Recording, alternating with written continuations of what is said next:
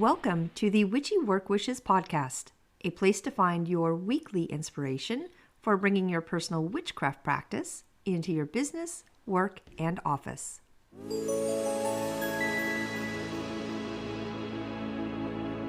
Welcome to Witchy Work Wishes, and welcome to episode number 114, which is dedicated to the After Hours segment in my podcast. Now, this one is specifically going to tie into the Spellbound Spirit series, where I am wrapping up the moon phase cocktails. And today does go a bit long, like really long. So it's because I ended up combining the waning phase and the dark moon phase together. So I'm going to skip the general housekeeping section that I normally do start with. I do have today's episode broken down into 3 parts. This first one is where I'll be talking about the waning and dark moon phase in general, what type of energy that stirs up, as well as the 6 herbs that I chose to work with today and why. In the second segment, my 2 boys will be joining me for the actual crafting and making of the cocktails, and then I'll do my usual wrap up at the end. All right, so herbs associated with the waning lunar phase typically are going to align with the moon's themes of release, of, like cleansing, protection, and banishment. And further, to get more detailed with this type of energy, when she is in her final phase, her dark moon phase, the moon's theme turns to a time of rest, of introspection, shadow work, and preparation for renewal. So herbs associated with this phase resonate with the energies of protection, divination, banishment, and deep healing. It is definitely a fun episode today, and I'm so fortunate to have both of my boys helping me make some magical cocktails and test out some good lunar drinks for this specific waning and dark moon energy. So I'm going to do my best to get this recording in first, so you have the background, the ingredients for sure, if you want to make them alongside us, as we do, but also the reasons why I pulled the herbs that I did. So they each do bring their own very powerful energy to our Spellbound Spirit section of Witchy Work Wishes. All right, let's jump into the waning moon energy first, and what herbs we can use with it to help support that lunar activity. The waning moon phase is a time to focus on release, reflection, and preparation for our new beginnings. Its energy supports letting go of what no longer serves you, for some great healing and for some necessary recharging. Areas I like to focus my practice on during this phase are things that are going to support, like letting go and releasing, support my shadow work for sure, support self-care and healing, it's about banishing and cleansing, financial and practical clearing for sure, but also some deep emotional work and my connection to nature. So I believe the waning moon invites us to really slow down and reflect and align our actions with emotional and energetic renewal. So the dark moon phase definitely pulls from this energy, but it takes it a couple steps further, right before that new moon actually begins. So the dark moon is going to be more of a time, for me, that's like a rest, reflection, and renewal. It's a period for deep spiritual work, shadow work, exploration, and, preparing for fresh beginnings. So for me in my practice, the dark moon phase really is all about like rest and recharge, my shadow work, energy clearing, banishment, divination, and spiritual insight, some nice quiet rituals, intentions, ancestral and spirit connections for sure, self-care and some grounding. And then that final stage for me is that, kind of preparing for the new moon stage. But for me, the dark moon, it's a time to retreat, reset, and prepare for new beginnings. It's less about action and more about, just being, just being. So you can see how these 2 phases, while totally different, can actually share some of the same type of energy. All right, herbs. Today for the cocktails, I pulled three herbs for our waning moon energy.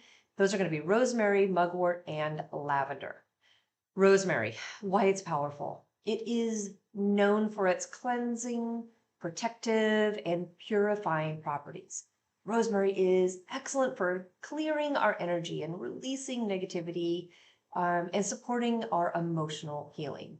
Its invigorating scent enhances focus, making it ideal for shadow work and, our practical matters like financial clearing. All right, mugwort. Why it's powerful? Well, it's an herb of intention and shadow work. Mugwort supports deep introspection and connection to the subconscious. So I know I mentioned it a bunch in my flying ointment episode, but it's so useful in our practices and it's something we can grow right in our own gardens. It enhances our spiritual awareness, helps with our dream work and reflection, making it really what I think is the perfect herb for releasing old emotional patterns and engaging with our shadow self. Third one is lavender. Why it's powerful? Well, lavender is renowned for its calming and healing energy, making it ideal for our self care and our emotional release. It helps soothe the mind during deep emotional work and supports a peaceful, reflective state for our shadow work and just letting go. All right, so these three herbs, they are definitely versatile. They can obviously be used in other lunar phases, but you know what? I really like them for today's episode and us winding down the month of December. They are accessible and they are aligned with the waning moon's energy. All right, for the dark moon. For the dark moon phase, I pulled herbs that I think are going to complement our rest, our shadow work, and clearing type energy. They're going to help with our spiritual insight and grounding for sure. So here I pulled chamomile, myrrh, and vetiver.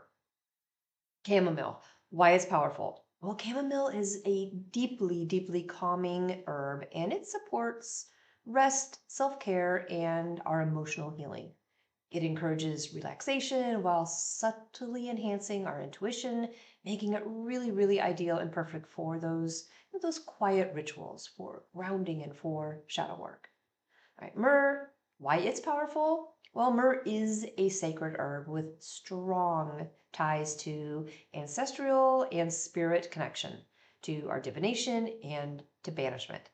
Its grounding and protective qualities make it excellent excellent for our energy clearing and creating a safe space for introspection. And then vetiver, why it's powerful? Well, it's because it's known for its deeply grounding and stabilizing properties. Vetiver is ideal for connecting to earth energy and fostering balance during our shadow work, our self-care, and our grounding exercises. Its earthy energy really does provide support for quiet intentions and preparation for the new moon. So, okay, before I read off the waning and dark moon cocktail recipes, I want to dive into these six herbs just real fast, just to give a little bit of history so you have the core base with each of them. Again, and in order, we have rosemary, mugwort, lavender for the waning moon, and then chamomile, myrrh, and vetiver for the dark moon. And oh my gosh, oh, how this group of herbs makes some yummy, yummy spellbound spirits for us today. The witch's ally, we know it's rosemary. As witches, we have many allies in our craft, but I think few are going to be as versatile, loyal, and powerful as rosemary.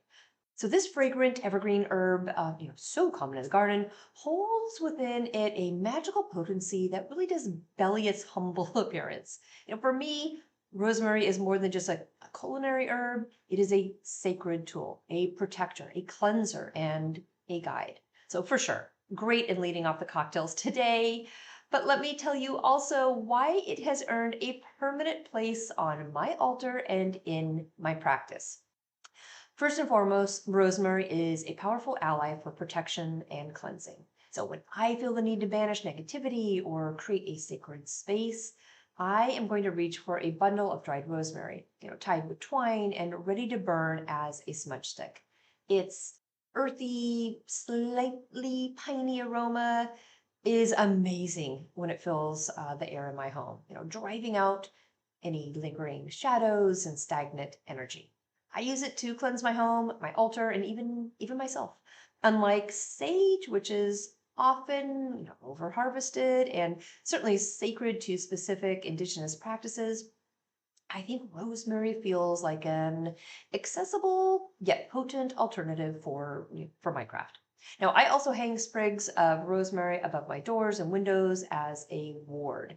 It's an old tradition, but one that resonates deeply with me. So this simple act feels like placing a nice shield over my home, a reminder that only positive energy may enter. Now, rosemary is not just a protector, it is also deeply tied to memory and wisdom. Rosemary for remembrance, right? They say. And I feel that truth every time I use it. When I need clarity or focus, I crush rosemary between my fingers and inhale its sharp, invigorating scent. It awakens my mind and helps me meditate or concentrate on complex spell work. I've also used rosemary to honor my ancestors, right? During the dark moon, when the veil is thin, I place a sprig on my altar as an offering. It feels, I don't know, like some type of bridge, right? It connects me to the wisdom of those who came before. And now I've even brewed a little rosemary tea during rituals of remembrance, sipping it slowly while reflecting on the lessons and legacies of my lineage. In spell work, rosemary, it's our jack of all trades. Its energy is purifying, protective, and grounding. But it also lends itself beautifully to spells of love, healing, and success. Now, I often include rosemary in my charm bags or honestly my spell jars, pairing it with herbs and crystals that match my intent. One of my favorite uses for rosemary is in cleansing baths, right? After a particularly draining day or maybe just a bunch of heavy spell work. I steep fresh rosemary in boiling water and pour it into my bath. The herb's energy seeps into the water, creating, oh my gosh, you guys, such a protective cocoon around me as I release what no longer serves me. And as a kitchen witch, I love using rosemary in culinary magic. Its flavor brings a warmth and brightness to food, and its energy adds intention to every bite. When I cook with rosemary, I infuse my meals with its protective and healing properties. For instance, I might bake rosemary into bread with the intention of bringing comfort and safety to my household or my coworkers. Or I'll brew it into that tea that I just mentioned for a soothing, grounding ritual. Now, working with rosemary begins in the garden for sure. There's something super magical about tending to a living plant, watching it grow, and knowing it will one day serve as an integral part of my craft. But what I love most about rosemary is its accessibility. It doesn't ask for grand gestures or complex rituals. It's always there, quietly waiting to lend its strength. Okay, mugwort. This is the dreamer's herb, right? And I know you probably just sighed and thought, Charlene, I swear if you talk about mugwort one more time, I'm going to scream.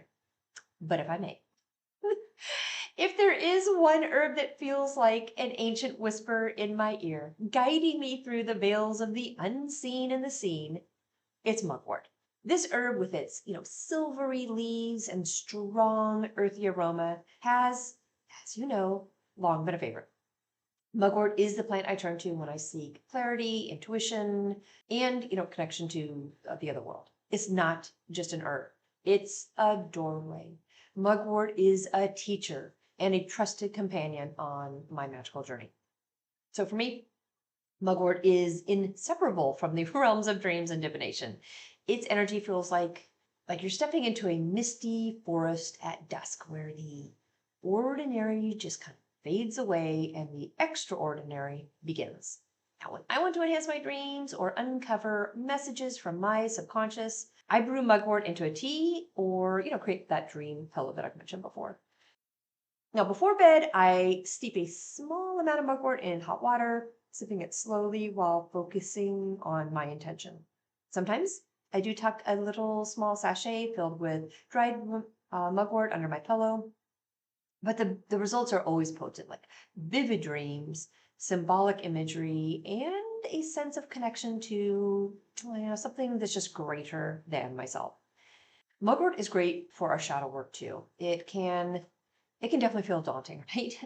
When we even step into a small, like first toe into the pool dip of shadow work. But mugwort's energy is kind of like that lantern in the darkness. So when I sit down to explore the hidden parts of myself, the fears, the doubts, and the wounds that linger beneath the surface, I often burn mugwort as incense. Its smoke curls around me like a protective shroud, helping me feel safe as I delve into these vulnerable spaces.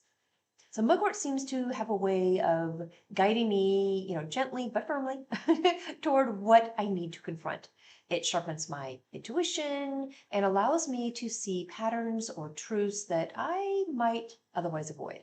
Pairing it with meditation or tarot makes my shadow work even more profound, as I think mugwort just kind of opens up the pathways for deeper understanding. Now, while mugwort is often associated with those liminal spaces and dream work, it also serves as a powerful protective and cleansing herb. So I use mugwort in, the smoke cleansing rituals to purify my space, especially before performing divination or spirit work. Its energy feels different from rosemary or sage. It's a little bit softer, a little bit more mystical, as if it's somehow weaving an invisible barrier between me and unwanted energies. Now, for protection, I place a sprig of mugwort above my front door or carry a small charm bag with me, with the dried leaves when traveling. It just feels like a guardian, keeping me safe while I explore the spiritual and magical realms. So mugwort is often called the witch's herb, and honestly, guys, it's for good reason. It helps bridge the gap between our worlds. During the dark moon, when I connect with ancestors or seek spiritual guidance, mugwort is almost always present. I'll burn it in small amounts as an offering. I'll brew it into a tea, maybe, something to heighten my connection to the spirit world. Its energy is grounding. It definitely is, but it's also expansive. That helps me stay tethered while reaching out to those on the other side. In these moments, I think mugwort feels more like a guide, right? Kind of holding my hand as I walk the edge between the physical and spiritual planes. Now, I personally grow mugwort in my garden, and tending to it feels like, I don't know, like caring for an old, wise friend, right? When I harvest its silvery leaves, I do so with gratitude, honestly thanking the plant for sharing its gifts. Dried mugwort bundles hang in my home, ready for use whenever I need magic.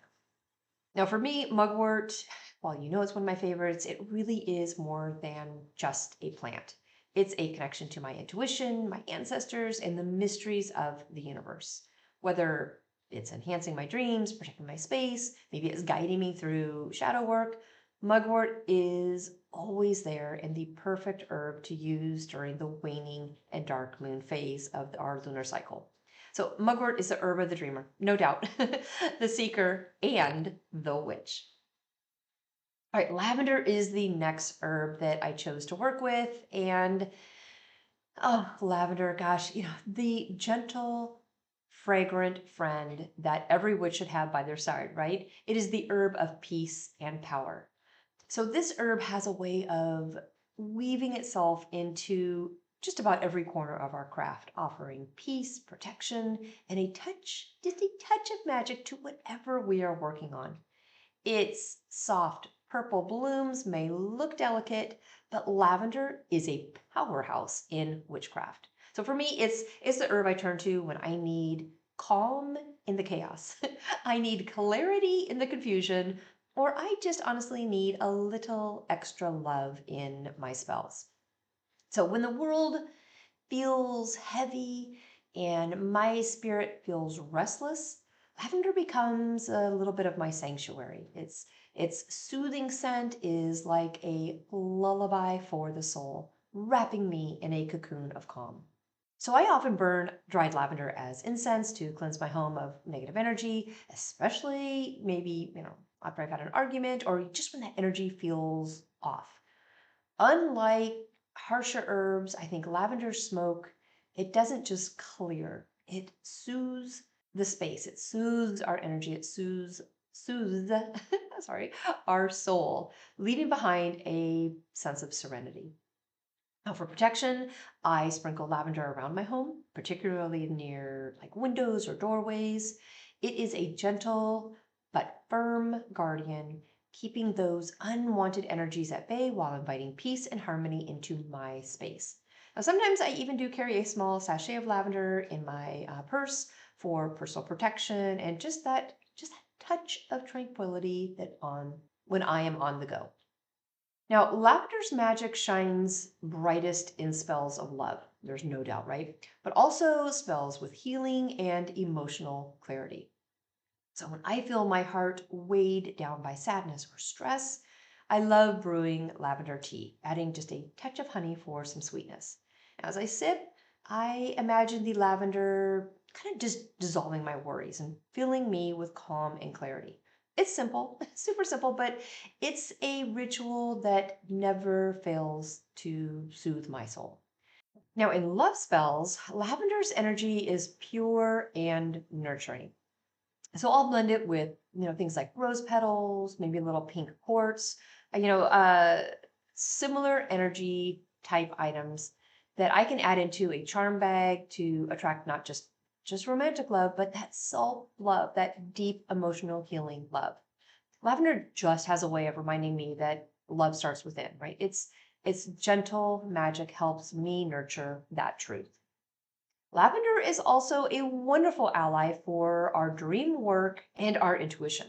So I often place a small little sachet of lavender under my pillow to encourage restful sleep and vivid dreams.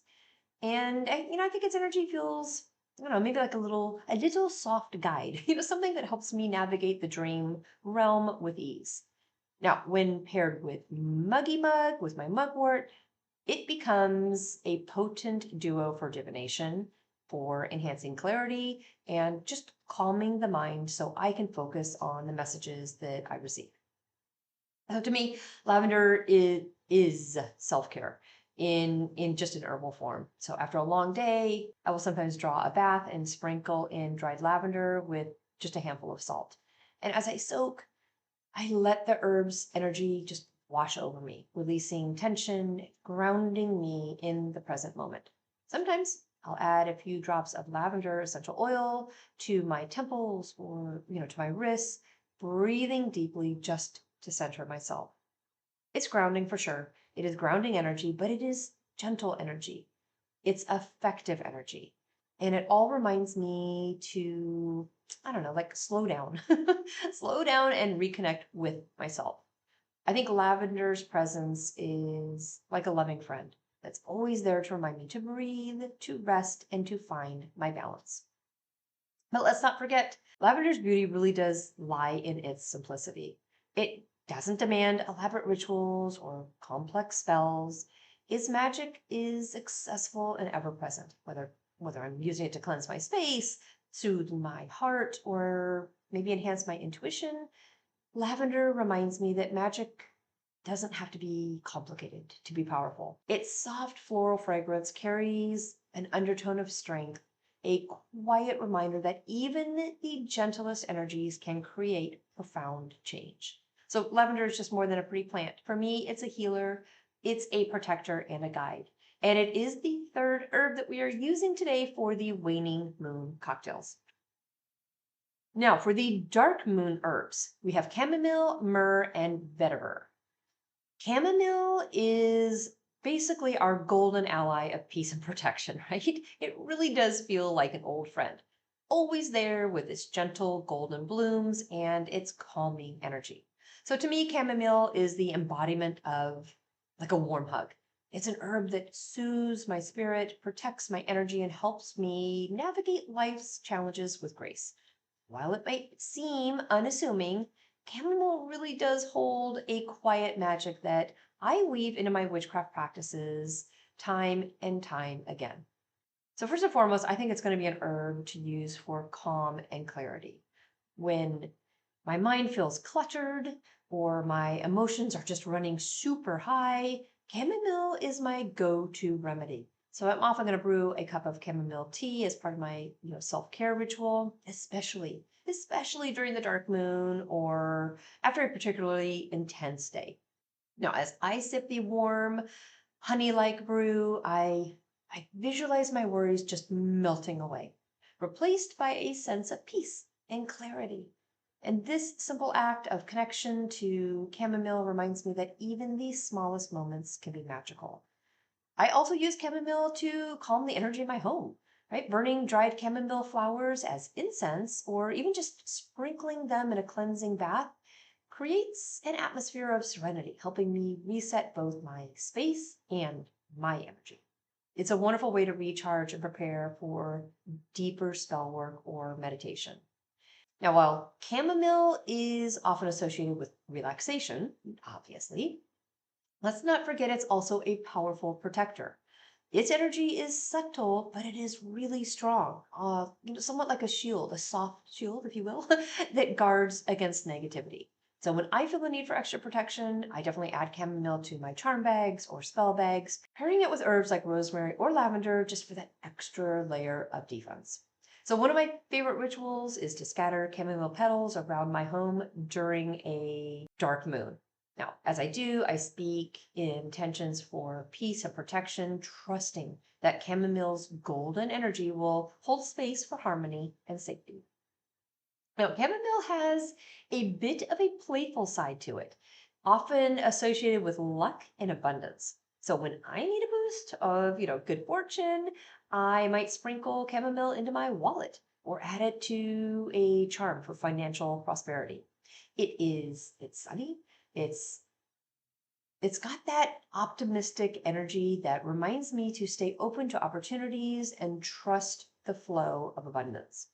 Now, in spells for success or luck, I end up combining or typically do, chamomile with basil or cinnamon, creating that blend that's both grounding and uplifting.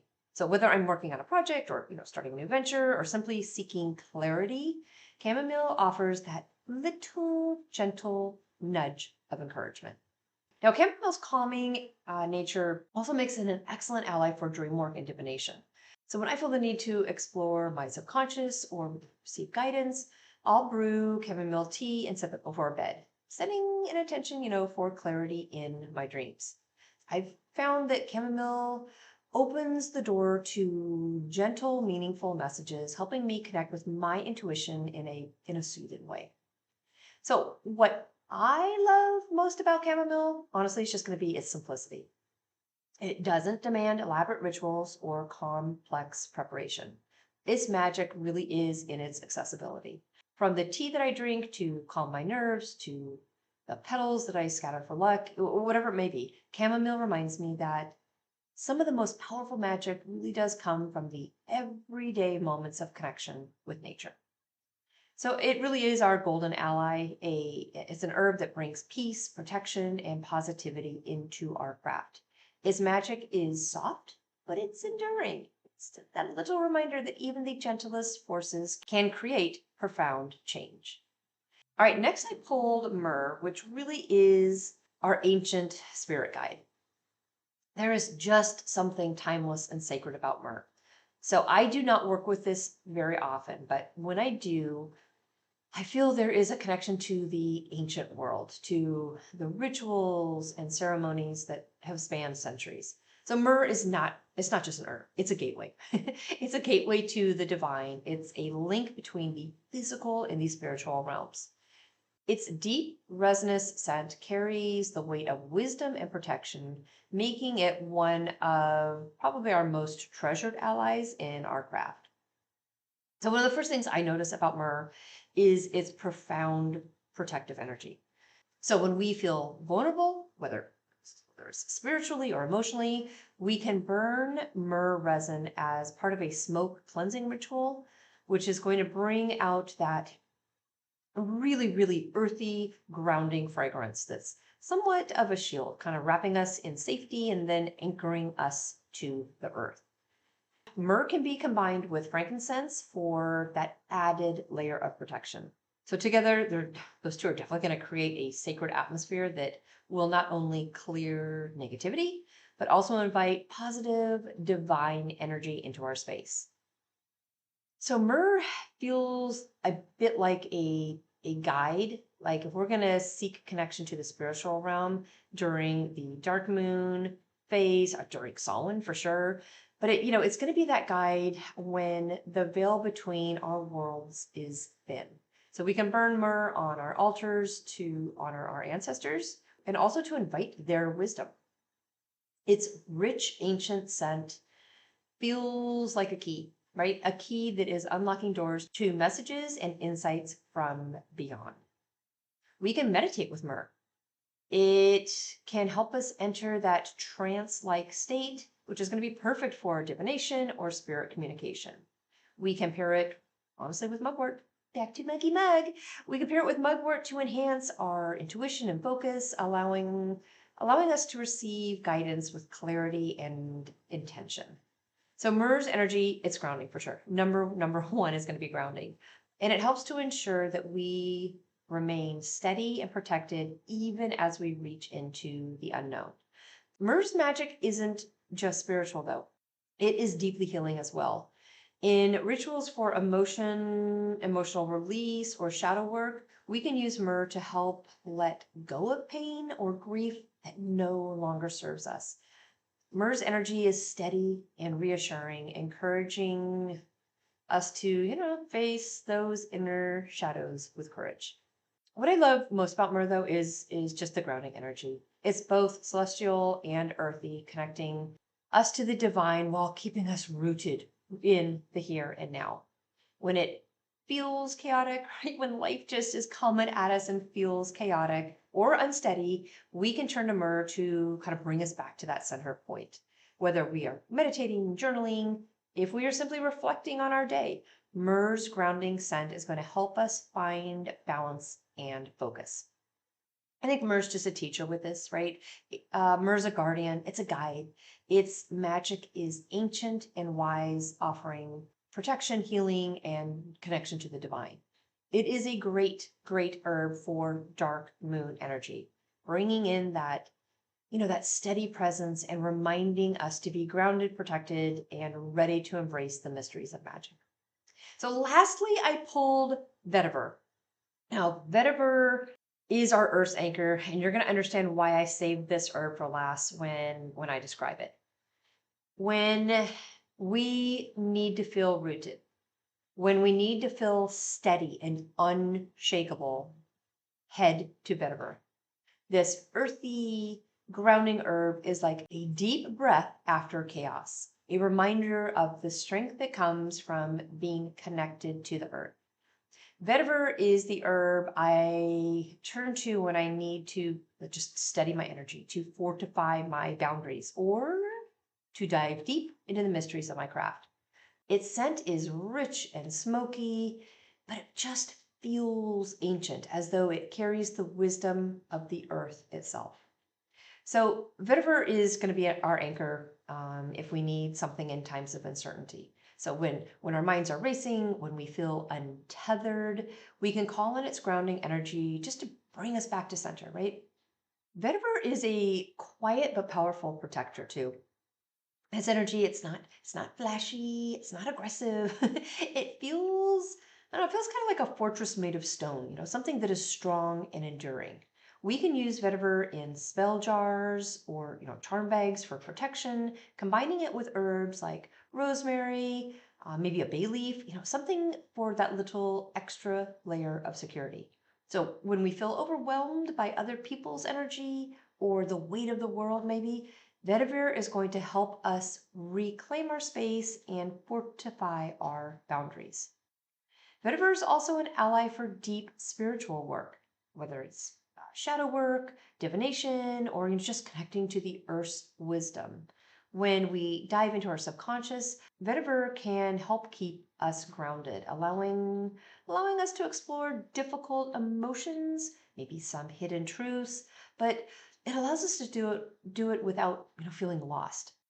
Its earthy energy is a reminder that even in the darkest places, there is strength and stability to be found.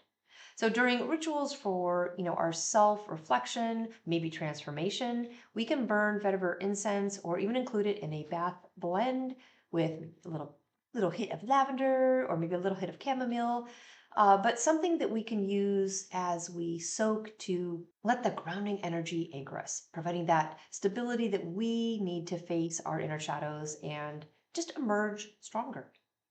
So vetiver is deeply tied to earth magic. There's no doubt. Its roots burrow deep into the soil, and when I work with it, I feel a profound connection to the earth's energy. So we can use vetiver in rituals to honor the land or connect with the cycles of nature for sure. It's especially powerful during the waning and dark moon phase when the energy of release and renewal mirrors the steady wisdom of the earth. So this is our herb of quiet power. And I think it's probably what I love most about vetiver is just the unyielding strength. It's not a flashy herb, but its energy is definitely profound. So whether we are protecting our space, grounding ourselves during after a chaotic day, or diving into our deep shadow work, vetiver is going to be there. It's going to be steady and supportive. And it's going to remind us that, magic doesn't always have to be loud or dramatic. Sometimes our most powerful spells are the ones that come from a place of deep stillness and connection. All right, so with all of that info, let's get our pen and papers ready for the list of ingredients that we need to make our waning moon and dark moon spellbound spirits today. First one is going to be the enchanted rosemary elixir. The theme here that you're going to hear Connor talk about is protection and cleansing during the waning moon phase. It is a very crisp herbal cocktail that is going to channel the rosemary's protective and purifying energy. It is a great cocktail for rituals that include any type of release or grounding.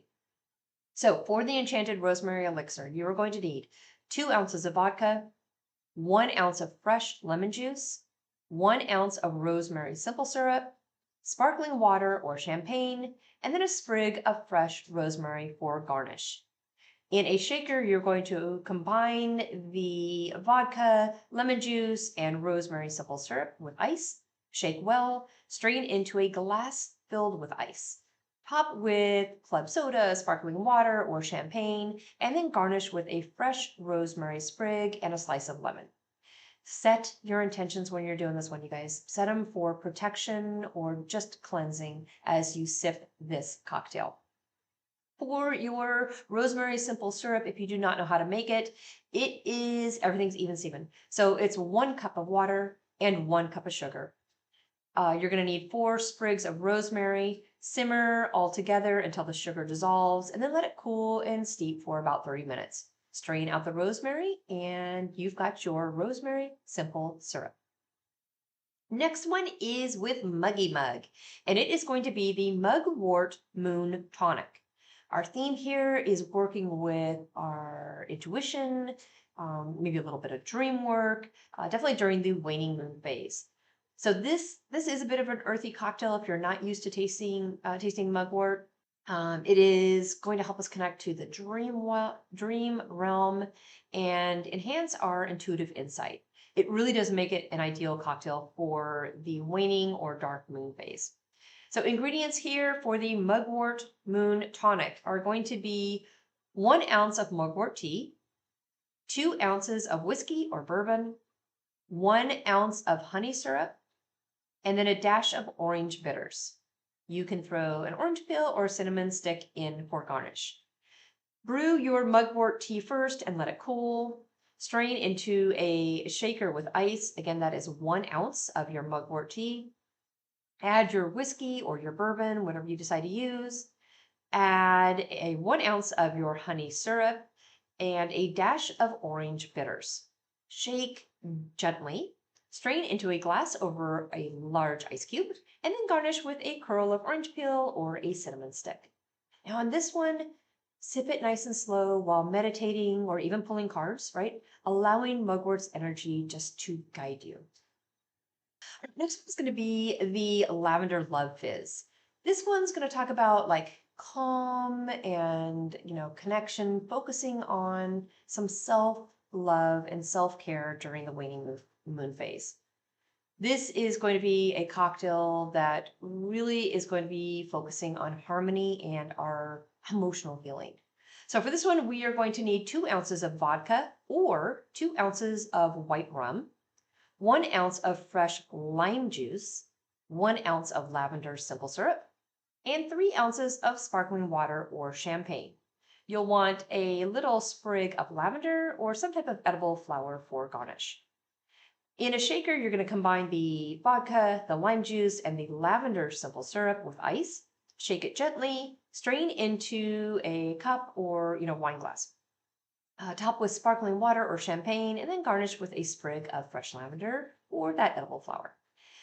For the lavender simple syrup, again, even, 1 cup of water to 1 cup of sugar, and then add about 2 tablespoons of dried lavender. Dealer's choice on this one. I personally added more. But get your dried lavender into a saucepan, simmer everything until the sugar dissolves, and then let it steep for a good 15 minutes, if not longer. Strain and cool, and you've got your lavender simple syrup. For this one, I would just focus on being calm, right? This is reflect on your intentions, just to be connected. All right, and then for the dark moon phase, the first one I think we made is going to be the golden chamomile bloom. For this, I would focus on some type of rest and healing, right? Again, perfect for dark moon stuff. But chamomile's calming properties really do shine in this cocktail. I personally love this one. And it really is perfect for that self-care or any type of quiet ritual that you're doing. You will need 1 ounce of chamomile tea, 2 ounces of bourbon or white rum, 1 ounce of honey syrup, and 1 ounce of fresh lemon juice. You are going to throw a dash of angostura bitters. And then if you have some dried chamomile flowers, those are great to garnish with. But first, brew your chamomile tea and let it cool. You're going to add 1 ounce of that chamomile tea into a shaker, combined with your bourbon or white rum, and also your honey syrup. Add in your lemon juice and a dash of the bitters with ice. Shake well, strain into a glass filled with ice, and then garnish with a few chamomile flowers if you've got them. So for this one, I would think about setting intentions for rest and emotional healing while sipping it. So we also have with our dark moon cocktails one called Mystical Myrrh Manhattan. This one's going to focus on protection and just like our spiritual connections. So the ingredients for this are going to be 2 ounces of rye whiskey or bourbon, 1 ounce of sweet vermouth, 2 dashes of aromatic bitters, a small pinch of food grade myrrh tincture or syrup, and then an orange peel for garnish. In a mixing glass, you're going to combine either the whiskey or the bourbon, whichever one you chose to use, the sweet vermouth, the bitters, and then a drop of the myrrh syrup.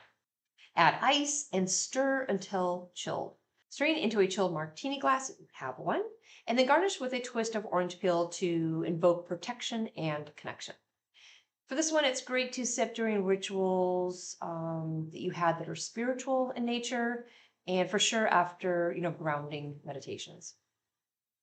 Then the last one I chose to pull was a cocktail called Vetiver Earth Tonic. This one's going to work with the grounding and stability energy during a dark moon. For this, you need 1 ounce of vetiver infused gin or vodka, 1 ounce of fresh lime juice, 1 ounce of elderflower liqueur, and then 3 ounces of tonic water, sparkling water, or champagne. Fresh lime wheel is great for a garnish or if you've got an edible flower. In a shaker, you want to combine the vetiver infused gin or vodka, lime juice, and the elderflower liqueur with ice. Shake well, strain into a glass filled with ice, and top with tonic water or sparkling water or champagne. Garnish with a lime wheel or that edible flower. So this one's going to be great just to drink when you are focusing on grounding and stabilizing your energy. All right, there you have it. So I know we're already like an hour in. So if you can hang tight and you want to sit with me and my two boys while we actually make each of these drinks, I would love for you to stay tuned as I switch over to that segment. So again, we are making 6 cocktails. Actually, it ends up being a couple more because we tried both versions with the white rum and the bourbon. So on a couple of the cocktails, there were the and we did both. But please stay with me as I switch over to that segment. Again, it is making these 6 cocktails with my 2 boys.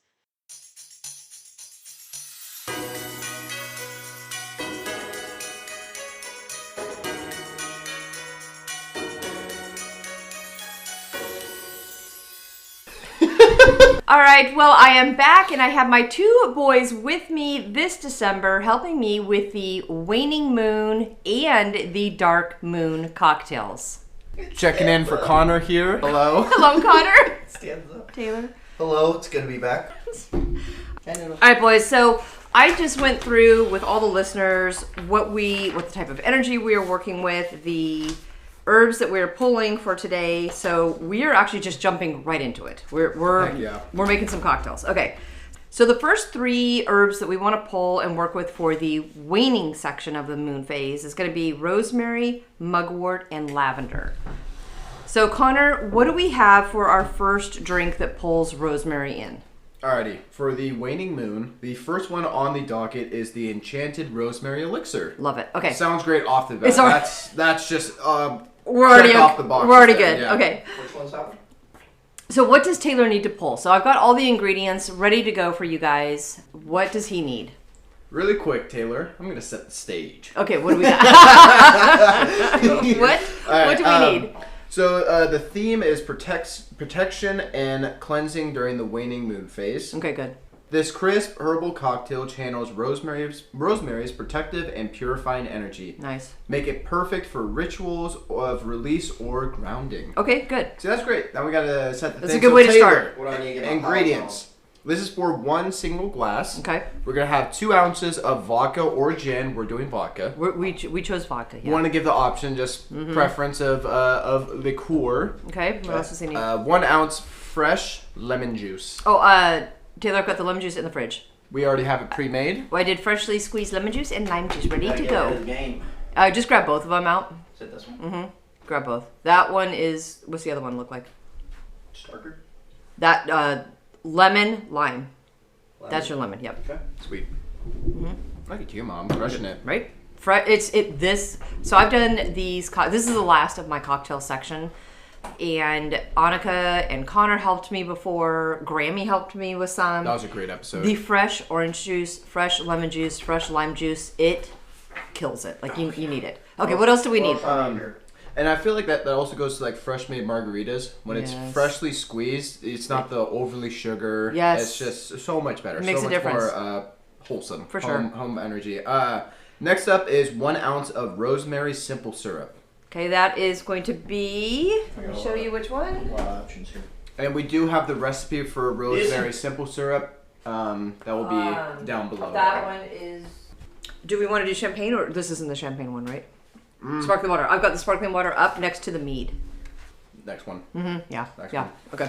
Actually, you know what? We could just do champagne instead of water. Be interesting. I got it. Do we Taylor, want to do? Do you want to do champagne or do you want sparkling water?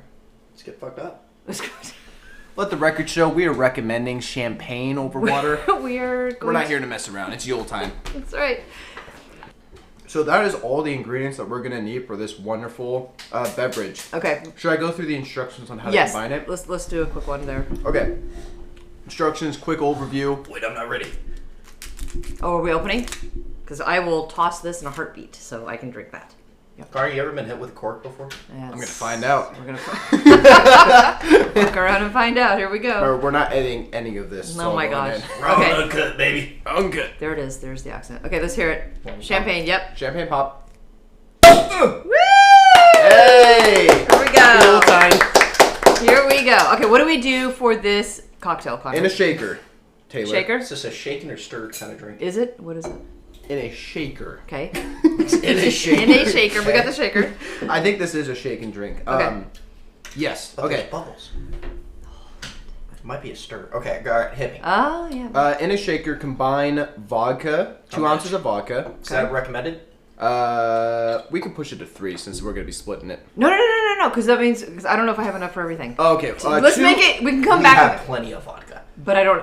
I got enough simple syrup too. Okay, yeah. No, Okay. 2 ounces of vodka. Taylor, 2 ounces. we have to try Because you're every gonna single split one that, of yeah. these. I know. And we're doing champagne instead of water. Yeah. Okay. 1 ounce of freshly squeezed lemon juice. That's this guy. If there is a local farmer's market, please support the local communities Absolutely. and buy That smells some, really good. some Isn't fresh that- lemon I no. just smell it. Oh gosh, yes, Connor. That is freshly squeezed Dang, lemon it with juice. that. Oh, that's just It's just gravy, good. yeah. Like that just I- is water. like, I did not know lemons were naturally. They're not naturally occurring. We made them. That can't be possible. It's a crossbreed between What? orange and then a citrus orange and then a lime. You're kidding. You- So I- accidentally Don't they. quote me on the citrus, but I know it's an Yeah. orange and a lime, and then there's a variation of each that you use, and that's how lemons were made. It was an accident. You know, a lot of our stem vegetables are actually Hybrids? hybrids man-made from the mustard seed. Wait, how much of the lemon juice? 1 ounce. So yeah, flip it over, big boy. We're in.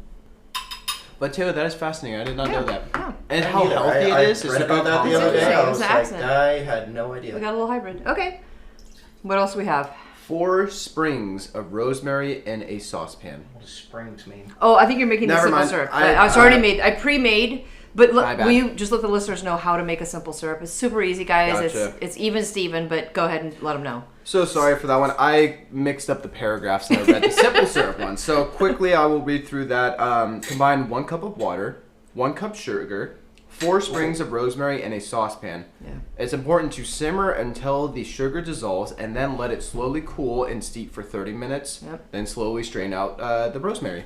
Spoon maybe. It smells like you just put this on top of like one of those nice bread rolls. Oh Just my take it gosh. away. Can we do that for for Connor Yule? smell. It It does. smells so So we good. can use some of that for. Oh my gosh. That actually reminds 'Cause me it's of Gra- rosemary. That reminds me of Grammy's house. Oh, does it? Yeah. I How love I'll it. much? leave You us said one. an ounce?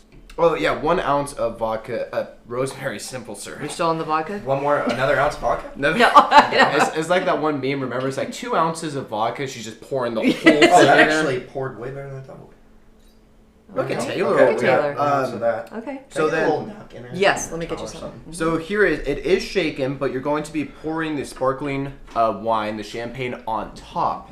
After it's After shaken. Yeah, it's okay, shaken. That's the makes important sense. part. That makes sense. Do I need ice in this? That's the next step. Is there ice in the shaker? Would you Yeah. look at that? We're gonna need to get some ice. We're not real estate here. It happens quickly. Okay, so I got, last thing I did was put the rosemary in, put ice in now. Put ice to taste. Wait, so you're not shaking it with ice? No, you are shaking it. Okay, yeah. But put as many ice cubes as you Oh, I gotcha. as you'd like. 2 ice cubes, enough taste for you. Dealer's choice. Dealer's choice. 2 is Okay. perfect, depending on the ice cube size. All right. And then shake well. Okay, well, after shaking. After shaking it, slowly strain into glasses filled with ice. Okay, we need ice in these Alright, already. we'll do 3. Well, let's just do decent. I just Let's need just do a one. taste, just because I've got something else. So you just want one Yeah. and we'll hit? I just need a hit because I want to see which. So far on the previous recordings, we all pick which one is our favorite out of all of them that get made. Now we're doubling up this time. Usually I only make 3, but because we're doing waning and dark, we're gonna make 6 cocktails today. Got it. Oh, 6 times. So we're Yeah. going to Do I pour the champagne on top? So you're going to pour out what is in the shaker cup first, and then top it with sparkling water or champagne. Or champagne. We're gonna recommend champagne. We did the champagne. You just want a little hit. I just want taste. Oh my gosh, that's good. That's perfect. Thank you. And then split it between you and Connor. Perfect. All right, there's round one. Keep the ice in there. There you go. There's that. I will wash that out when we're done. Out for you? No, we're gonna use these. So I'd say have a healthy pour. This is gonna be so amazing. Have an Irish pour. That's good pour. It's in our blood. Let's get the Scottish. Let's get the Norse in. Let's get the Norse making drinks here. Have a Just a hit. Scandinavian pour. Yep. It's holiday You want more season. than that? That's probably perfect. Right. For what you put in, it's probably good. Okay, let's do a toast. Alrighty. Cheers. Cheers. What is this again, Connor? Before we take a sip. This is the enchanted rosemary elixir. Oh, one extra step. It said Yep. garnish with a fresh rosemary spring and a slice of lemon on top. Perfect. That's We for will- the visual effects. For the visual effect. Okay, let's see. What do we got? Cheers. We like it. Cheers. Ooh, that's good.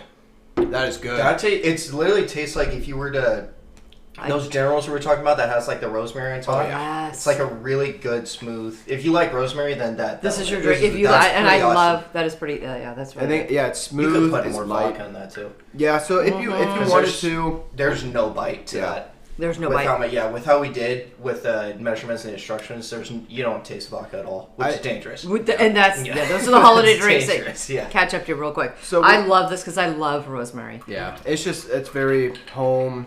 It is, it's family, home. It's all good stuff. It does. It's like pretty good. round two. For us, oh, you chugged it. Oh, fuck me. Yeah, let's get. You gotta catch up on it. Let's go. Let's go. We got 6 drinks to make here. Okay. Remember, listeners, we said the spirit of the horse is going to be a good winter. Oh, we're getting a drink tomorrow, and I. It's like, oh my god. If you're not doubling the portions of the alcohol, you're not drinking. That's right. Okay, we are ready. I'm not ready. We're not ready. Oh, so You're not? this one's the Hold double. on. This one, that drink was I good. keep distracting. Oh my gosh, that drink was real good. Right? It's something about the homemade simple syrup because you know there's no additives in Yeah. there. It's just sugar and water. It's like that's different than what they make. They're artificial. This is a heavy one. All right, Connor. What is the next cocktail? That rosemary was really good. It always reminds me of Grammy's house. That's I don't know why interesting. rosemary. Remember the she had a rosemary bush or She did something. right yeah. by Yeah, the she front. did. Yeah, It right by the always front door. smelled when we went in and we drive in for either movie night or for Christmas or anything. It was just like, oh, we're home. We're by It's Grammy's. rosemary. Yeah. I love it. I love it. Alrighty. All right. Next one up for the Waning Moon Yes. beverages. Lavender Love Fizz.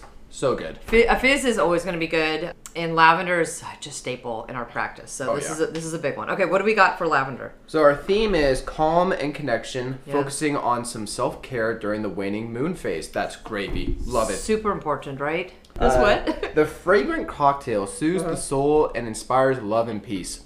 Protect for self-care or rituals focused on harmony and emotional healing.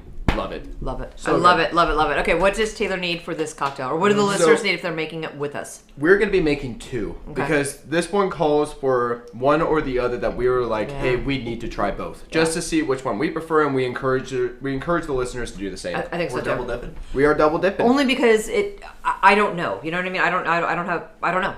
Until I try it, I don't know what we can What are the options? recommend. Okay, what do we got? 2 ounces of vodka. We can probably bump that up to 2.5. Okay. Okay. 1 ounce of fresh lemon juice. Lemon's over there by the coffee. Oh, but yeah. Should I repeat it? Go through? No. No, you're good. No, You're it's good. Okay. You're good. You're on a roll, kid. Just keep going. 1 ounce of lavender simple syrup. Got it? 3 ounces of sparkling water or champagne. We recommend champagne. Again, we're going heavy on the alcohol And then tonight. lavender spring or edible flower for garnish for that extra something on top. Love it. Okay, and then what does Taylor do? First up, you're going to put 3 ounces of vodka in a shaker. All right. For the listeners, is it really 3 ounces? Or Sorry. is it... Let me wait. Let's repeat stay. that. Let's Yeah. stay to the recipe, and then we can fluff if we need to. How about that? Could you, can I get the line again? Yeah. Cue Connor. Okay. The ingredients: 2 ounces of vodka. Okay. That's a heavy pour. I hear 4. For the listeners, it's going a little heavy. Taylor's got a heavy hand. Okay. You know what's funny? We're only 1 drink in. It's just gonna get better. We're just gonna get We better, got sure. 1. Not the trainer. The strainer. All right, now you all listen up here. Where? It's not in our DNA. There's 0 in your DNA that is from the South. Nobody 0. knows. Nobody knows. All right, 1 ounce of fresh lemon juice. Okay. It makes a difference, right? Spending the so time to good. squeeze that fresh lemon. It's all sticky. It is sticky. It Nice. is. Well done. 1 ounce of lavender simple syrup. Let's smell this first too and see. You said 1 or 2? This one is 1 ounce. This is a 1. Good 1 ounce of simple syrup usually makes a very good drink. So one of my employees' husband has a farm, works on a farm that he pulled this organic lavender from. Smell. That reminds me of childhood. Remember when you'd spray Because the it was a no Yeah. more monsters. There was a no more monster spray. It was lavender spray. Could I give the listeners a little? Yes, little they story would on love that? to hear So, this. Yes.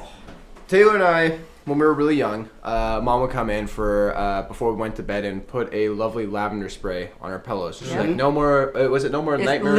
It was called No More Monsters. No more monsters. So we'd always have sweet dreams and everything, and 3 squirts. Yeah.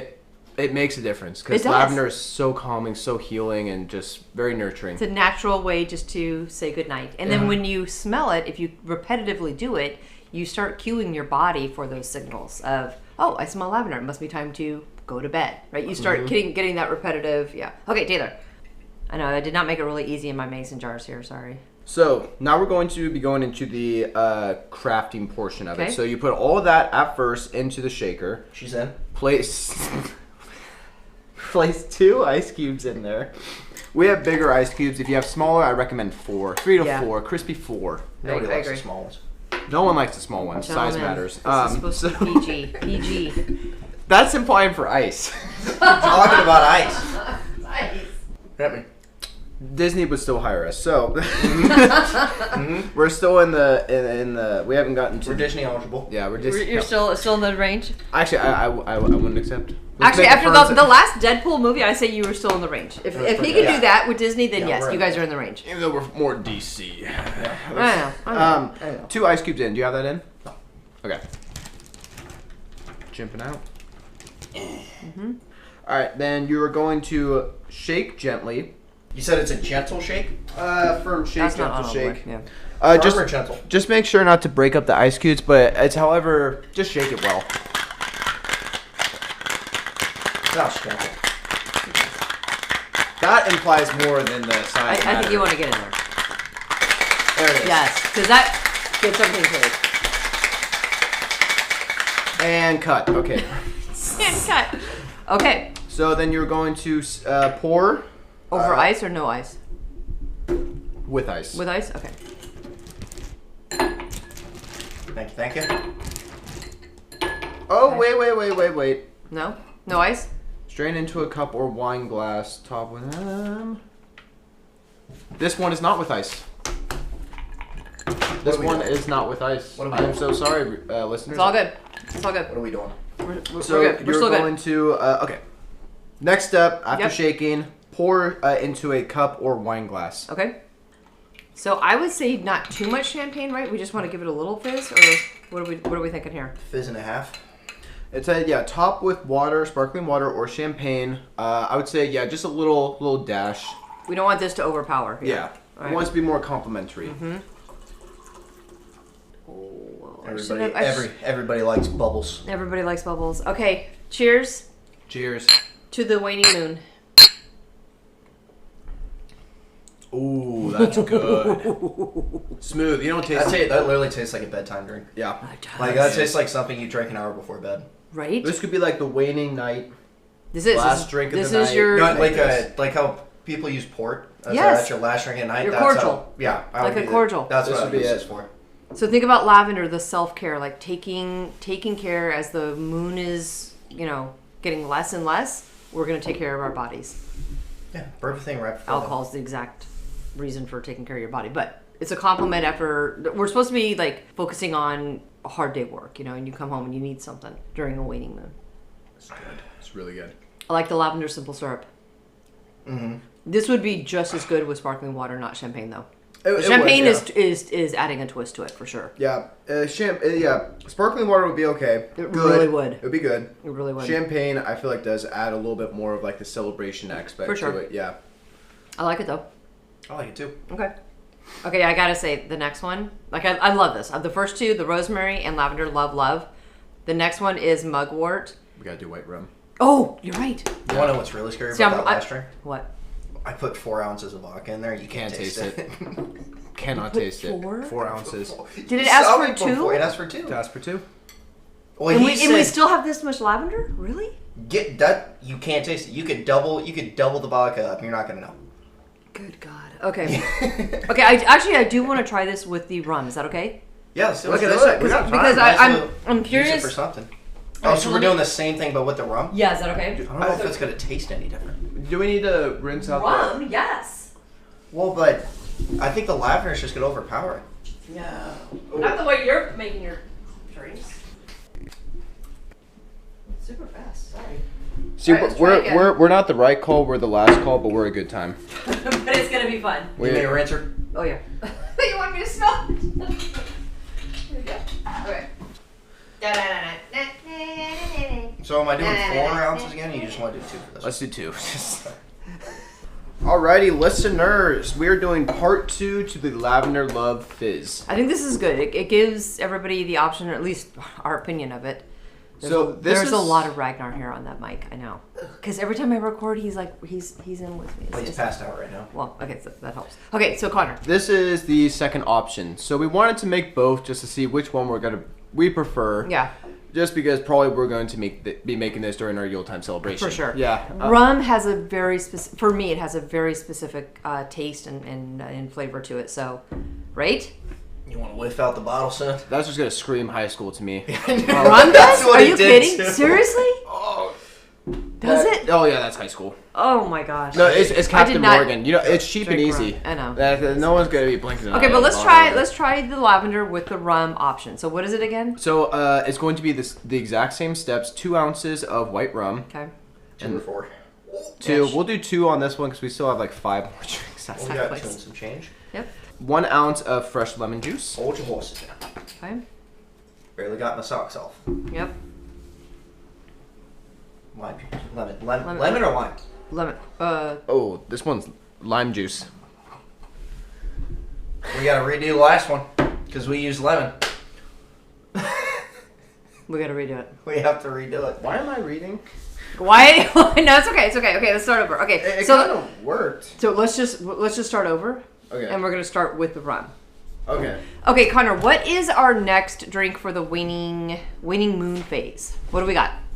It's a lavender something, isn't it? Lime. It's lime.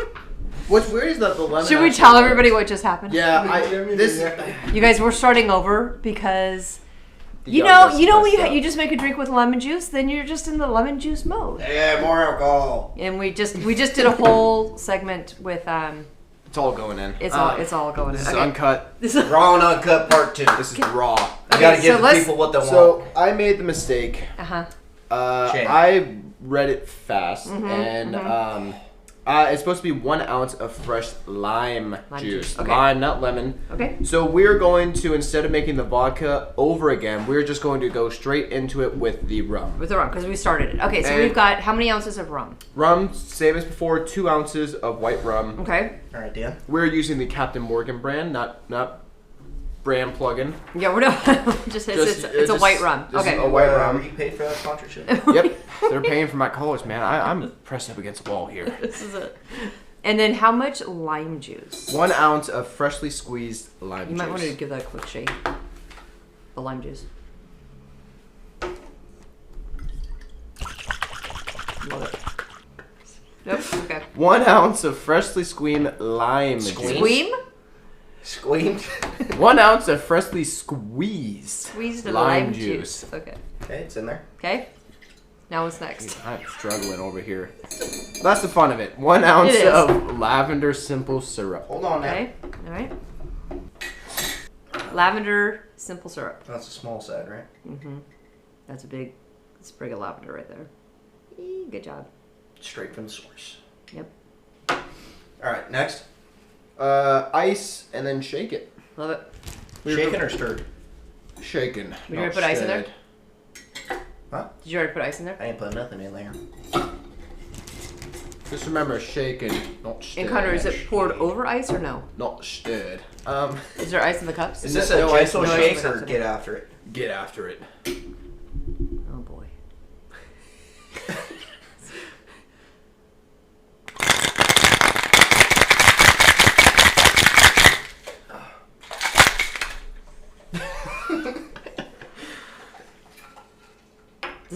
different with the lime. It is gonna be different. It is. Smells the same. It does? The lime should change it up a little bit. Do we pour up this? No ice. No ice. No ice on this one. Just a little bit for me. And then Just a split it. lot. And the lavender simple syrup recipe is same as before, except it's going to be with 2 tablespoons of dried lavender in the saucepan. Love it. Then let it steep for 15 minutes. Okay. You might have gotten a little bit more. There's less liquid because there's not 4 ounces of Are we liquor touching up with a little bit of? Yes. It's just like a hit, right? Just Champagne to to put some pour. bubbles in Yeah. it. Okay. Mm-hmm. Genius. Early through drink too. I know. Stop it! Stop it! I didn't even mean to do that. Do you want more? That's probably No, good. that's It's probably just okay. it's supposed to be just That's the one just a I did. suggestion. I didn't mean to do this.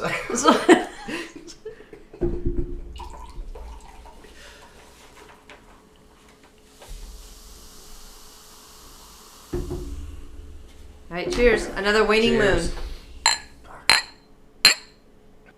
Oh, that is way different. Yeah, the lime's a little bit better with that one. I like it better with the vodka. But they don't know that because we haven't done the vodka yet.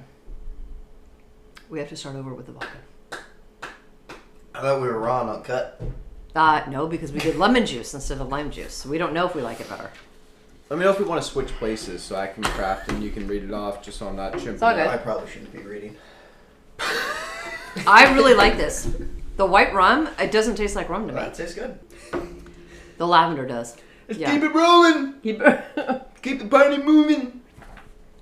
Okay, Connor, remind us what that was again. Just walk through it real fast. That was the lavender love fizz with the white rum. with the white rum this time. Yes. Okay, I like it. No, Okay. it's pretty much the same. Okay, so let me do this one though, and then so we'll. are we on to the next one, mugwort? No, we're doing the vodka. Jesus. Rolls fast. That vodka really warms you up, don't it? Yeah. Okay, Connor. So that was good with the white rum. What is our other option to try it with? Absolute vodka. Here we go. Okay, Taylor. So next one up is vodka. Let's just repeat that because the recipe comes with a choice. You either choose vodka or you choose the white rum. So we're gonna do both options and see which one we like best. Love it. We just did the white rum. Let's give it a shot with the vodka. Same ingredients. What does Taylor need again? Just remind us. 2 ounces of vodka. Okay. 1 ounce of fresh lime. Look who's coming. Look who's up. Hi. Hi, Mr. Muffin. Hi, Mr. Ragnar Muffin. You have a good nappy? Hi, baby. He's all disoriented. He's like, I don't know what's happening. Why is there a party in the kitchen? What is going on? Hi, baby. Of course he's going to come because we're recording. Hi, baby. And then I believe it's an ounce of lime juice. Lime juice? 1 ounce of Okay. freshly squeezed lime juice.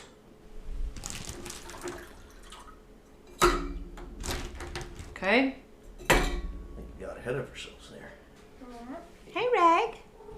Hey, Rag. He's going to jump up on the table and be ready. And then how much simple syrup? I think it's an ounce, right? Connor, ounce of... If I'm remembering right from 1 the last ounce one. of lavender simple syrup. Okay.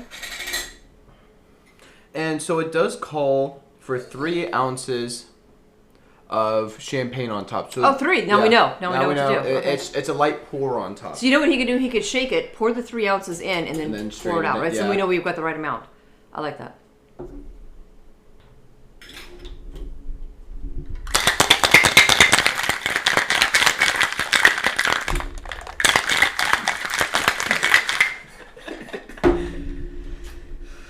So You sure we don't want to eyeball the champagne? No, Let's eyeball let's let's eyeball it. look at me. I'm like, no, follow the instructions. Okay, 3 ounces. Both the 3 boys. ounces, 3 ounces, 3 ounces. Right. Good bartender never takes shortcuts. Dinner. Do you guys have a guess? Is it going to be different with the vodka, with the rum? The rum didn't have a strong taste like I thought it was going to. No, I feel like we're gonna taste more of the lavender Okay. with the vodka. It's lighter, good for mixing. Rum's strong. It's got a taste, right? Yeah. Yeah. Rum's really good for like blended drinks. I like rum and blend. Well, we might as well use the Shriner. Oh, look at you. Oh, look at that. Look at you. Fuck, it's genius. Oh no. Don't Got use it. everywhere. Yeah, forget it. It was a good idea. It was a I got good more paper towels over here if you need it, brother. Pearls. Yeah. There we go. Yeah.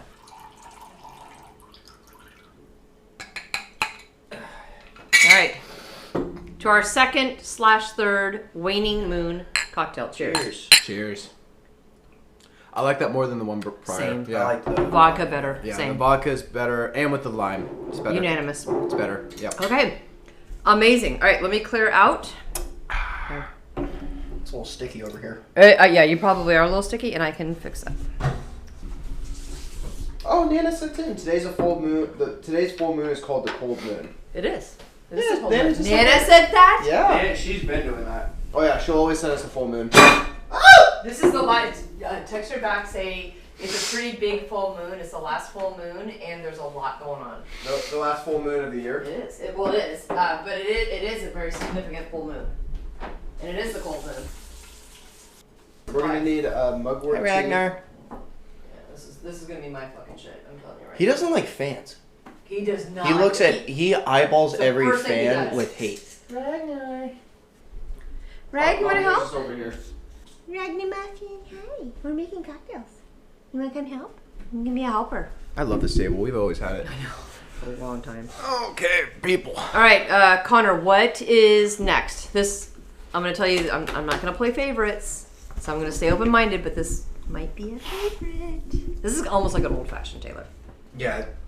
It screams. Okay, what do we got? What do we got? All right, so we have mugwort moon tonic. Yes, please. And just so the listeners know, we are making this on a full moon. We are making this on a full moon. And what's the full moon called? It is a cold moon. The December full moon is a cold moon. That's lovely. It's our last full moon of the year. So the theme of this drink is intuition and dream work during the waning moon phase. Love it. This earthy cocktail celebrates mugwort's connection to the dream realm and enhances intuitive insight, Yes. making it ideal for the dark moon phase and divination rituals. Okay, here we go. What is Did I pronounce Taylor? that right? Yeah, you did. Divination? Divination, yeah.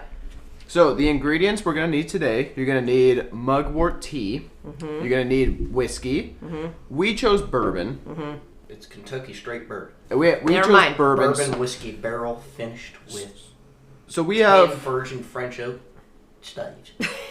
so you have either whiskey or bourbon. We recommend bourbon because that's usually our go-to. Yeah. So we're just going to do this one with bourbon. Okay. You need honey syrup. Yep. And then you're going to need some orange bitters and then orange peel and cinnamon sticks for garnish. So, Okay. jumping right into it. We're going to need into a shaker Yep. With ice? with Okay. ice. Yep. Shaker with ice. 1 ounce of mugwort tea. Okay. That's going in first, straight in. Mugwort tea first, Taylor. Look at us. Got my tea here. That is your muggy mug. What, I you can. said 1 ounce? 1 ounce of mugwort tea. On now. And I do like this just as a tea. Going in. Next up is 2 ounces of bourbon.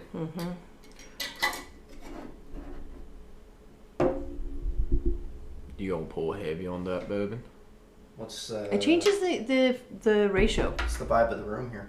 I would say do it as is, and if we want to add more, do another round and add in, because there's a reason things are the ratio they are, right? They to are, get the right yeah. flavor. Yeah. You can adjust from there. Yeah, and then we can adjust from there. At least we can give the listeners like, hey, we tried it true as True to nature. Yeah, true as the recipe said. That's good.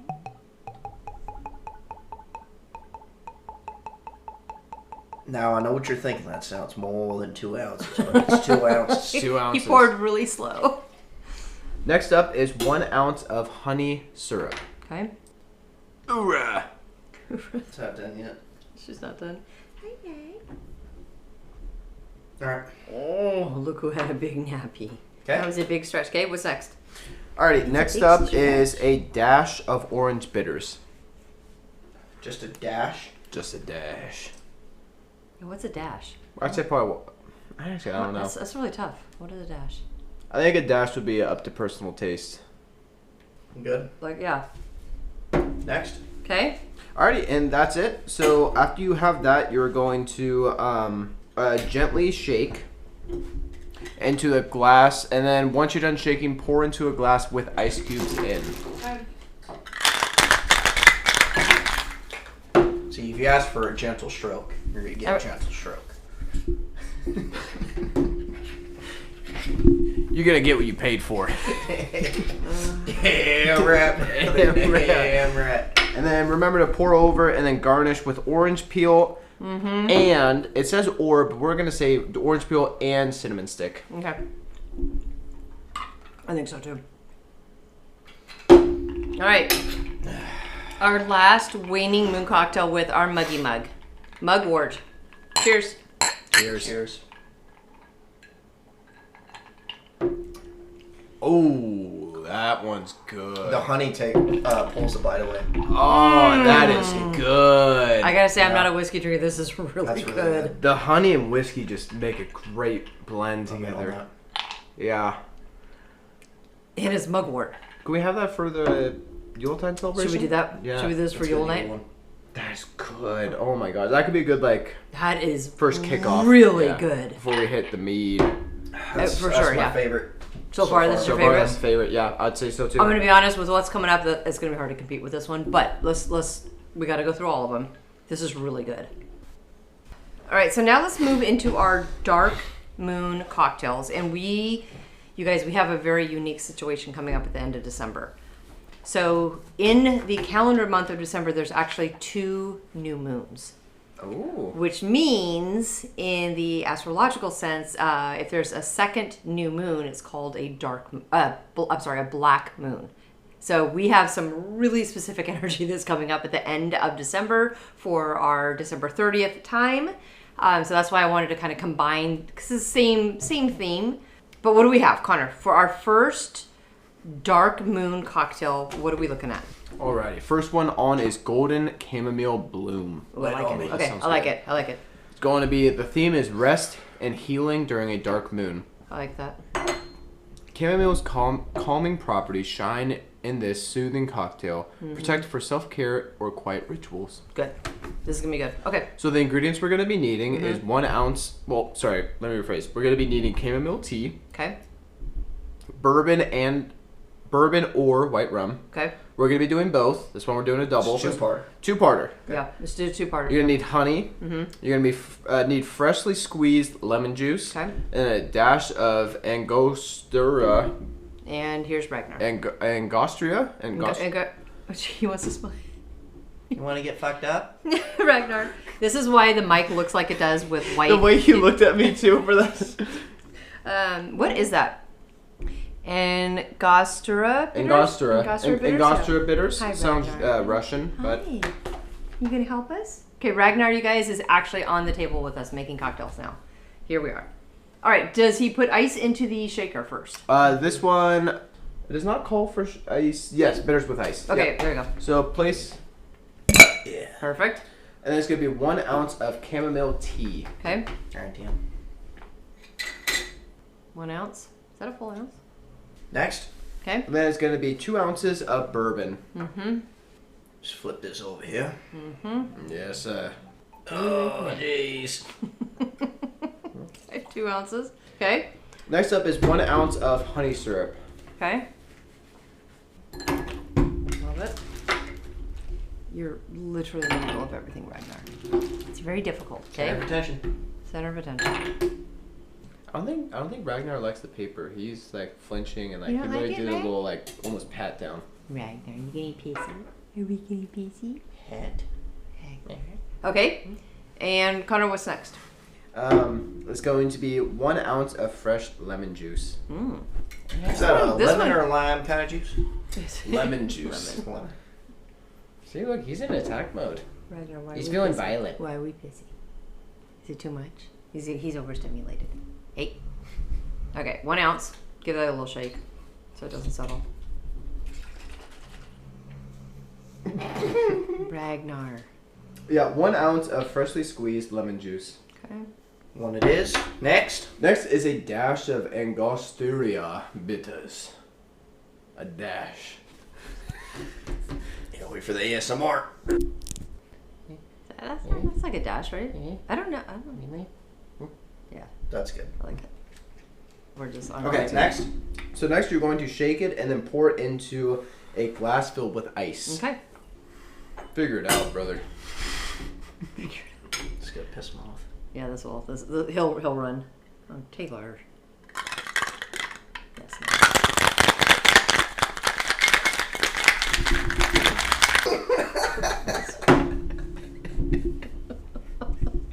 That was so rancid. Yep.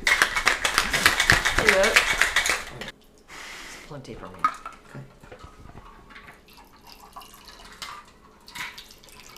I feel like this one's a little bit heavier.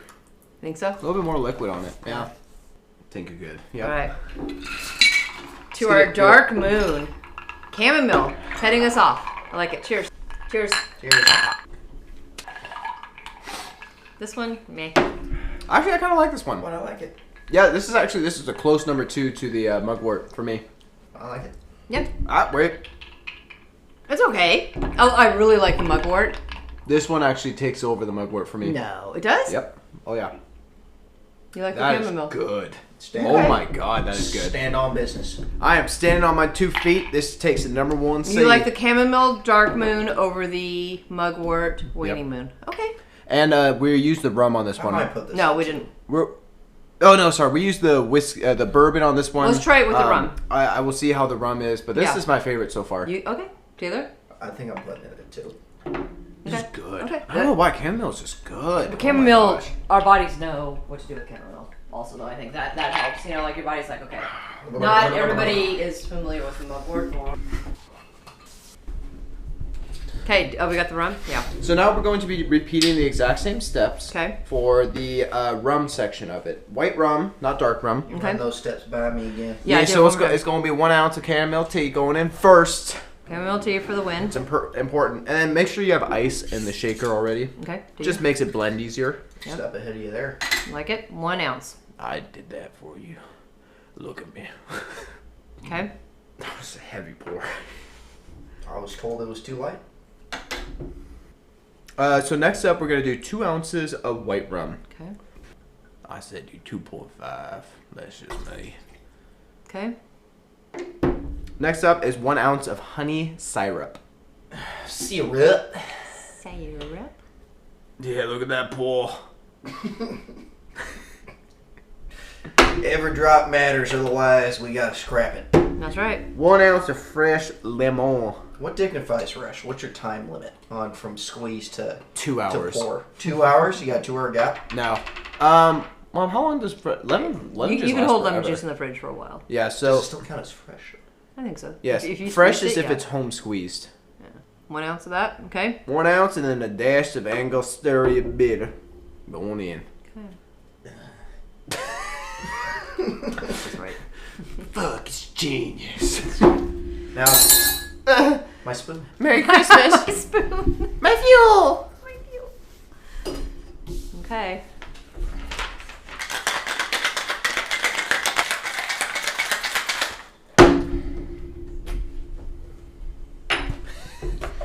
What's up, dog? Who wants alcohol? I do. Pour it heavy on this. And...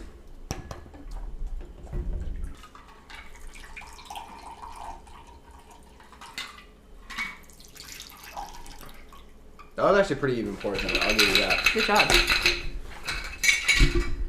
All right, we're still with our chamomile. We're just doing it with rum this time.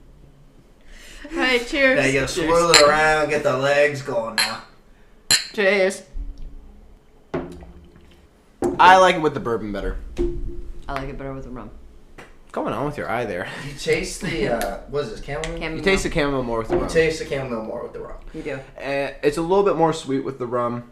You know, I prefer the bourbon. everybody's more of a team player with the bourbon. This one, the chamomile just takes over. You Yeah. you definitely do. Yeah. I With prefer the- the bourbon. Yeah, Interesting. everybody plays Okay. with the bourbon.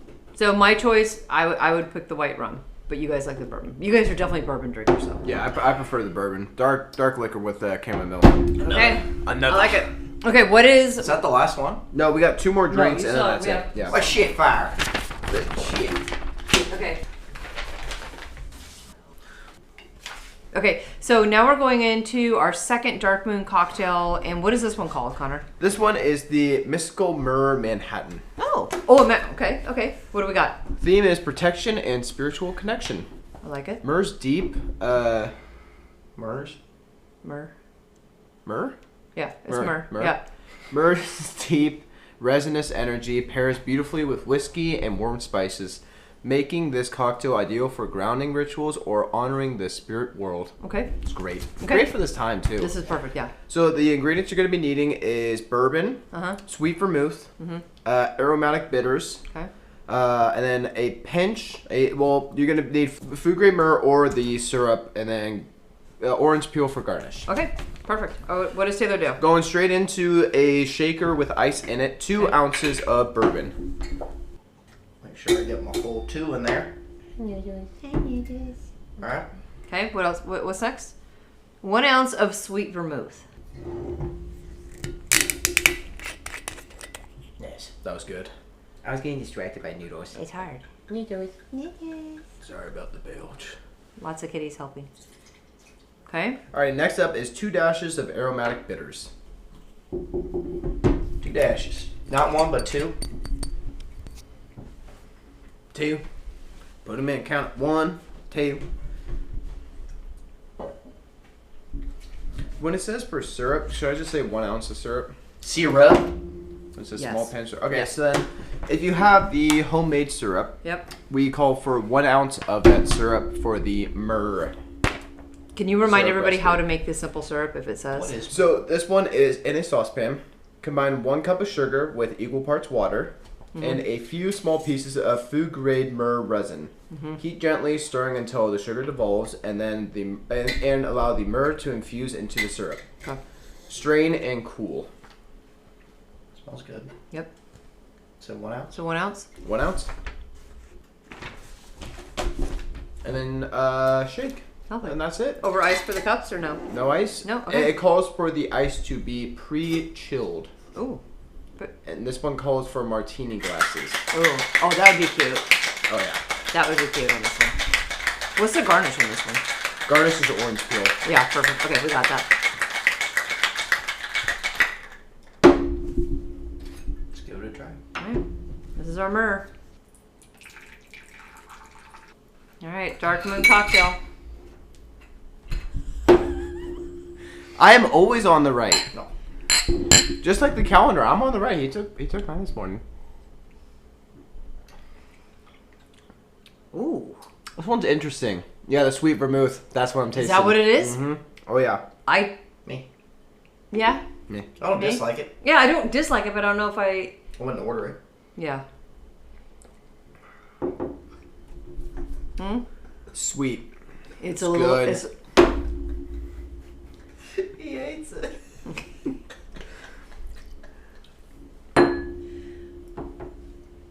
eh? Too sweet? No, it really, you really taste the sweet vermouth on that one. Yeah. Yeah, you do. Taylor? Same? No, I don't taste the sweet vermouth that much. It's a good drink. I just wouldn't order it. It's not. You wouldn't Yeah, go to the bar and it's I a order wouldn't good go and drink. order. Yeah. If all these drinks were lined up, I'd probably pick the chamomile. For sure. But And this I- is a and I good would do drink. the mugwort, If yeah. you just had these things in your house, Yeah, you're make fine. a drink, you're good. It's going to be I a agree. good one. I agree. Okay. Well, and what the difference is going to be for everybody making these cocktails is going to be what energy do you want with the herb you're working with. So that's it. So if it is myrrh, this cocktail works for sure. Okay, what is our next cocktail, Connor? Oh, the vetiver. Is this our last one? Thank you for pronouncing that for me. Yeah. The vetiver earth tonic. Okay, vetiver is a very, very earthy herb. So. Oh, is that a clock? Oh. Kind of, it does sound like a clock. Hi, noodles. That was so synchronous, it sounded genuinely like It a literally. clock. So she's Okay, still she- messed up from fighting that snake. Her mouth is yeah. messed up and will never heal. So it sounds exaggerated when she drinks. I remember when she got that huge Remember? thing on Yep. there. Yeah, we were genuinely really concerned. Yeah, she went to the emergency room. Big kitty stretch. Okay. All right. So Connor, this is so grounding. But walk us through. Vetiver is very grounding. So vetiver earth tonic. The Okay. theme is grounding Yep. and stability during a dark moon. Okay. Vetiver's smoky, earthy energy makes this cocktail grounding and balancing. Yep. Perfect for centering yourself during the waning or dark moon phase. Perfect. What do we got? So the ingredients you're going to be needing is vodka, Okay. Fresh lime juice. Okay. 1 ounce. Elderflower liqueur. And then this one. Oh, this is gonna be tough. Between this and mugwort, it's gonna be tough. And then this one also calls for champagne. What is this? It says sparkling water or champagne. That is elderflower. Really? Yep, that's a liqueur. Alright, there you go. Okay, this one, okay, if I like this one more than Muggy Mug, well, we're gonna see. We're gonna see what's happening. But I'm really excited for that because I really like the elderflower. Ah. She's all yours. Connor was first. Alrighty. In a shaker with ice. This is it. We are down to this is perfect. This is our last drink. Yep. And this one, because it's perfect, the glasses don't call with ice because we're going to be topping with champagne. Oh, perfect. It is 1 ounce of vodka. Okay. Really? Yep. One? 1 ounce of vodka. Because the vetiver is a tincture, so it's got vodka in it too. Mm-hmm. So close to filling that bottle. Right. Just pour the rest in. Okay. Thought about it. 1 ounce of freshly squeezed lime juice. Okay. Lime. Mm-hmm. Lime this time. Mm-hmm. Not like last time where I had to stew. Yep. It's alright. Bonus drink. We just had to start over. Hi, Noodles. You're so pretty. Nope. Okay. Go straight to licking the bubble. 1 ounce of elderflower liqueur. Mm-hmm. One. So pretty. Yes. She likes the mats. Oh, rabbit cake. Hi, big girl. What are you doing? And then clue. Okay. Okay. Alrighty, then you are going to shake well. Yeah. Yep, that's it. There's no. You didn't put the vetiver in yet. Oh wait, is it vetiver infused gin or vodka? I thought it was like the vetiver was coming later. Pour it in. Pour the vetiver in. So So an ounce. So when you said an ounce of So we're double dipping here. Let me, gin or vodka, so we could double up on this one if we want to try gin and vodka. But we put an ounce of vodka in, but now we're going to put an ounce of vetiver in. Vetiver infused vodka is what we're doing. So we are doubling up here a bit. Liver better gear up. Jesus, I don't know if we're lifting after this. No. You guys are not working out. There's no way. Okay. We can go Um. try the pizza place if you want. Oh, we could. Well, We could walk down there. I'll buy dinner. Yeah. Oh. Yeah, That's so sweet. My baby. place, yeah. Okay. If we're feeling hungry, but we can. Yeah, we could. Yeah. Okay, so let me read through the ingredients first. So it's going to be 1 ounce of vetiver infused gin Okay. or vodka. Okay. We're unfortunately did both because even I We just did cannot It's read fortunate. tonight. It's It's fortunate. all good. Yeah. So you're going to do that 1 ounce of freshly squeezed lime juice, Got that. 1 ounce of earthly flower liqueur in a shaker with ice already in, and then you're going to firmly shake. Firmly grasp it. Wait, did you say earthly flowered liqueur?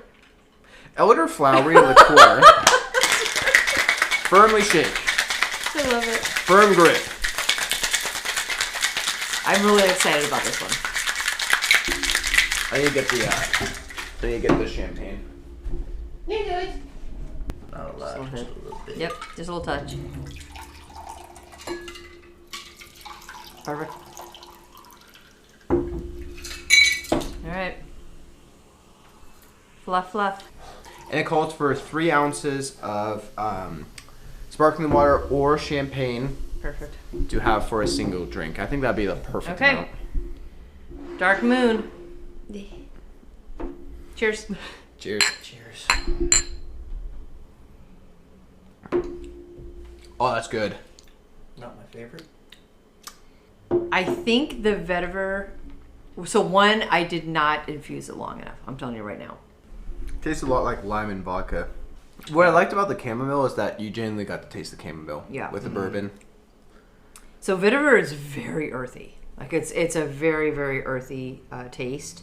I don't know. I gotta say my number one is still the mugwort. That works Yeah, good. that was Yeah, really that's a solid That one. mugwort With moon the cocktail, dark- and then chamomile yeah, second. After that, I would probably say the rosemary and then the lavender. I do lavender over the rosemary. You would, Mm-hmm. yeah. So yeah, Taylor, list off your 6. Got the lavender. Are these in order? Yes. First we did. Okay, so we did rosemary. I do mugwort at 1. Oh, you would. I would do the chamomile with bourbon at 2. Mm-hmm. Then I would do lavender at 3. Rosemary. 4. The Manhattan wasn't bad. Then I do the Then I do the lavender. Then I do the Manhattan, rosemary, and then earth. The vetiver. Yeah. Last. Okay. Yeah. The vetiver, the best way to describe it is it's just raw. It's raw. It is. Which kind of makes sense with it being so grounding being, and earthy. You're getting the bare materials there. For sure. Connor, what do you think? So my number 1, and I said it right when I tasted it, the chamomile. Yeah, you did. With the bourbon. Yep. The rum, it's okay. Yeah. It's good. These are all good drinks. Either way, for sure. Chamomile, mugwort, and then actually rosemary at 3. You would go, yeah. Rosemary at 3, lavender at 4. You had some childhood things that triggered on straight on to the rosemary. hippocampus. Yeah. Straight to the hippocampus. Yeah. And then vetiver and then myrrh. Okay. That's my 6. All right. Did I get my 1 and 2 backwards? You put muggy first. Mugwort. Yeah, I did. Okay, all right. Yeah. That was the right one. Yeah, that's what I would do too. Hi, noodles. Mugwort for sure, but I think I did that last time. I had mugwort. I had it first, but I drink straight mugwort tea. So that is a flavor. That is an herb that I love, love, love. All right, guys, this was amazing. Thank you for helping me make cocktails. I love it, especially with my boys. Yeah, yay! All right, you guys. So stay tuned. I'm going to be right back. I'm going to grab my poem. And also the moon update. We've got some amazing stuff happening. I'm going to gear it right into next week's episode as well, talking about our black moon and what we're doing with some shadow work and our year-end energy. Thank you, guys. Thank you. Thank you.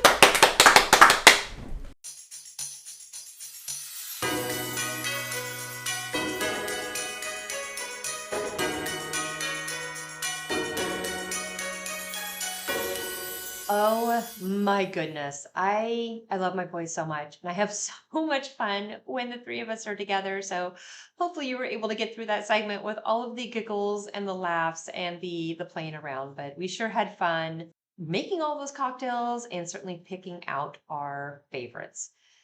I thought I was going to have enough time to write a poem, but we are like 2 hours in. Oh my goodness. Hopefully you're still here with me. So I'm just going to try to put a nice big bow on this really long segment. Thank you for staying with me. It was fun to combine both the waning moon and the dark moon into one, so that is why it went a little bit long. But as we sip these enchanting creations, let's just take a moment, right, to honor the energy of the waning and dark moon. It is a time for letting go, for grounding ourselves, and for preparing, for what's to come. Just as the moon cycles through these phases, so too do we. We grow, we release, and we renew. So these herbs, again, we had rosemary, lavender, mugwort, chamomile, myrrh, and vetiver. They have been our guides today, each offering their unique magic to align with during this powerful lunar phase, these 2 powerful lunar phases. And you know what, whether you're releasing the old, connecting with your intuition, or you are grounding yourself for transformation, these cocktails, they are more than drinks, you guys. They are rituals in a glass, brimming with intention. So I invite you to take these recipes into your own practice, infusing them with your personal magic, and make them your own.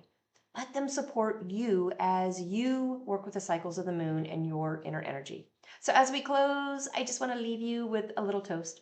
And to that I say, to the herbs that heal, the moon that guides, to the shadows we embrace, and the light that abides. Thank you so much for joining me on this journey of magical mixology. If you enjoyed this episode, don't forget to share it, follow the podcast, and of course, check out my Patreon for more witchy inspiration. Until next week, you guys, may your spells be strong, your drinks be delicious, and your magic ever growing. Cheers. I'll talk with you next week.